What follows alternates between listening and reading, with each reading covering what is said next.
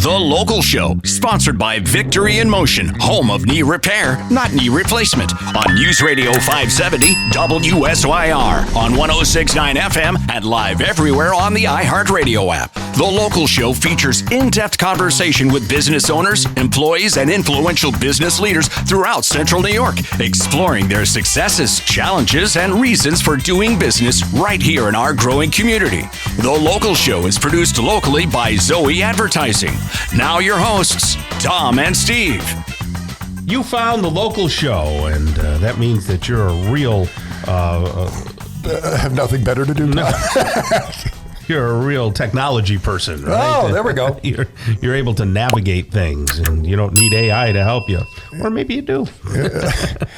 You've been using it a lot, AI? Well, yeah, or it's using me. I can't figure it out. I developed that, I was on the team that developed DeepSeek, and yeah, but I haven't made any money off it yet. Yeah, they call me to consult every once in a while. Now, when I go on and I'm crafting an email or sending something out, it's like, do you want the AI recommendation?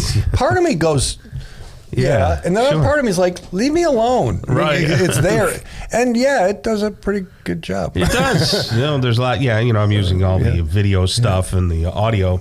But still, the audio's, it's rough. I can put some commercial material in there, but you have to manipulate it so much to make it sound natural that sometimes you just can't, and you go, I don't want to do this. When I'm like, we're doing insertion orders or we're doing stuff for media, and we use terms like spots, and we have then it thinks it's something else. So you say, I'll take a suggestion, and you go, that's not even close because it doesn't realize the spot is a noun, Yeah, that's true. So, but interesting. Ours summarizes the calls. So if there's a call that goes on and you call in, it'll summarize and say, this is what happened real quick. You can take a look at a glance without listening to rather than listening to the babble. Yeah, without listening to the babble, you can see, that there was a resolution or not for the call. So it was pretty handy. So listeners, that wasn't Jerome Snyder from Pestmaster. That was an AI avatar. They just jumped in.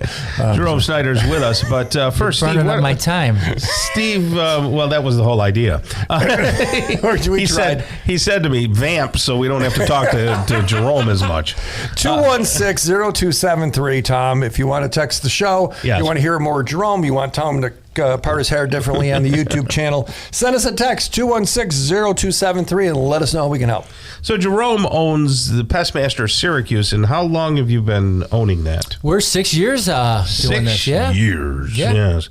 And you're a scientist by education? And I do, I have a chemistry degree, and I'm also a board certified entomologist now, Oh, really? I am. What's that mean? Yeah, that sounds really that was impressive, wasn't it? Yeah.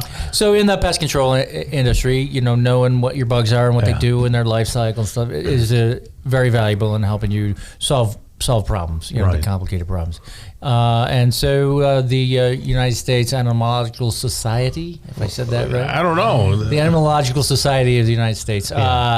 They have certifications. I'm board certified, associate certified. I actually happen to be one of very few people who have both the associate certification and the board certification. Right. And so it's just it's furthering your education, furthering your knowledge of the business, making sure that you're demonstrating that that you're committed to the science of the business. So is that so you can identify bugs or know the right way to identification? make what's their their life habits? How do they how do they do? What can you prevent them? What can you do to control them?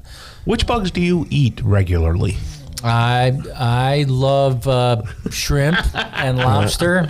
Those aren't bugs. They are. They're crustaceans. Yeah. They're like little pig bugs. Tom's not a crustacean guy. Would you eat a grasshopper? I would eat a grasshopper. They're tasty, yeah. Put chocolate over it? Silkworm? No, eat them just right the way they are. It's good. Yes. So winter pests, everything that's moving in is probably moved in. Yeah. Right now, I'm gonna say three. I'm gonna say there's three things that are going on right now. Number squirrels, mama squirrels trying to find a place to be. Like this week. Really? Like this week, mama squirrel is poking around and she's got a routine. So maybe a week or so ago, you maybe heard something. She's poking around. She's checking to see if that attic's a safe place to be. You might hear something. Why are they birthing at this point? No, I'm telling you the story, Tommy. Okay, go ahead. Let the boy talk, Tom. So she's up in the attic right now taking a look, see what's a good spot to be. You may or may not hear her. in about a week, you're going to hear a racket. They're going to be the phone's going to start ringing. Oh my God, it's terrible, blah, blah, blah. Really? Well, that's when the young man squirrels are coming in to visit. In the next couple of weeks. And then it will be silent again after that. And then once the little ones start coming out. All the guys are laughing. When the little ones coming out 6 weeks or so, 6 to 8 weeks, then all of a sudden you're going to hear a racket. They're going to be tearing around and they're going to be making a big thing. Golly. So right now is squirrels. Bats, we can't really do too much about bats, but if you're seeing bats because they're inside, you're going to get some call for bats, and we'll start doing that work in March. We don't really do anything now with the snow on the roof and all that stuff. We don't want to put them outside and then they'll die. We want to have them conservation. How about moles and possums? We're leaving moles and possums in the ground. It's snow out there. We're leaving them be. We'll wait till the springtime when the snow's off. Gotcha. So can you prep for the spring at all, or is it just hunker down? We're doing inspections and quotes. So if you have bats, we'll come out and take a look, see what's going on, and we can get you on the schedule for March.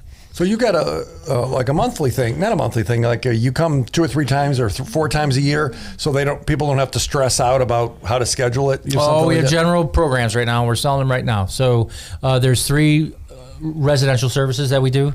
One is home, which is just the bugs on your house. We're coming in every other month throughout the year. We have a Home Plus, which is mice plus rodents, and we're coming every other month all around the year, 6 visits a year. And then we have the Home Complete, which is your mosquitoes and your bugs and your mice and anything else that's going on, your carpet and bees, some of those more persistent problems. And we're coming every month of the year, all year round. So we have those on sale right now, and you should be calling us to get on the programs to get started for the springtime. Yeah, then you don't have to worry about anything, and including ticks and fleas and ticks in the yard. Yeah, we're doing yard treatments. We're one of mosquitoes, right? It kind of goes along with it. Fleas, ticks, and mosquitoes. We're one of the few companies in town that does everything. We try to be broad spectrum. So whether it's the trapping, a lot of the companies don't just do trapping. They don't do the bugs. A lot of people do the bugs. They don't also do the mosquito treatments. We try to do it all together, plus some weed work as well. So ticks that carry Lyme disease. Lyme disease, Rocky Mountain spotted fever, a lot of different zoonotics. I had Lyme disease a bunch of years ago. I could tell. No fun, guys. Yeah, no, it lasts forever. It is no fun. So if you go into, how big an area? So if someone has a house, like Tom, you got a house, you got a half an acre, you got a yard. Yeah. If there's trees and stuff, you might have ticks, but the average person with a green lawn, they're not going to have ticks, right? Or would they? No, when things come through your lawn, if there's a possum comes through, possums can have ticks on them, skunks can have ticks on them, fleas and ticks. Deer are going to have ticks on them. They're walking through your yard. You got deer back over there. Oh yeah, we got a lot of deer. Do you want me to give them your address on No, that's fine. Yeah, just go into the pastures and look for that big trailer that he has all his DJ stuff, and you can't miss him. So they come through, and these ticks fall off. They land on the ground, right? Yeah. If your dog's in the yard, they pick up and do that. Now, a tick, they want to climb up on a bush, right? They don't want to really be down in the grass too much. No, okay. So they'll climb up on your bushes there in the corner, and they quest. They reach out, and they're waiting for someone to walk by so they can grab onto them. So you have this behavior. Because they're parasites. So they're waiting for something to walk by and get on them. So you can get them down around your ankles and stuff like that, but mostly they want to be up so when something comes by, they can grab it. So Suburban Legend. Yeah. This was my mom's Suburban Legend. We love your mom. Okay. Take a bunch of mothballs and throw them out if you're going to leave an area, and that'll keep the mice and, I don't know, everything away. True or not true? We don't endorse the use of naphthalene mothballs. Wait, what is it? Naphthalene. Oh, a chemical. We don't endorse the use of mothballs for any kind of pest control at all. But why do people do that? Okay, I get. Why don't you? It's poison. Oh, that's a good reason. Yeah. Okay, so mothballs are really poison. Yeah, they're not healthy. Okay, all right. You don't want to put them in your coffee at all. Like a sugar cube, They're not on the carnivore diet. Yeah, they wouldn't be good. Yeah, you don't want to put that out there. You're inhaling that. I go up to houses and you can smell it outside, and you can sense that. That's not good for your lungs. What I'm doing is 10 times safer than what I'm going to have to tell Mom, because she loves you, but she still thinks the mothballs are the camp. She put some hot pepper out there. She put some cayenne out for it. Okay. Yeah. So if you want to talk to our boy here, Jerome. Yes. About your creepy crawlies. Yes. 598-4046. Yes, 598-4046. You get that number right, Jerome? I know we messed it up a few times. Yeah. So 598, it's the big area code, Tom. 598-4046. Yeah. You can go to pestmaster.com and you'll find Syracuse. But they can call you, maybe start that program where you come every month or two and scare all the stuff away. We're selling right now. Give us a call and we'll get you on a program. Right. We got some winter sale opportunities. Awesome. Thanks for joining us, Jerome. You guys are the best. We are.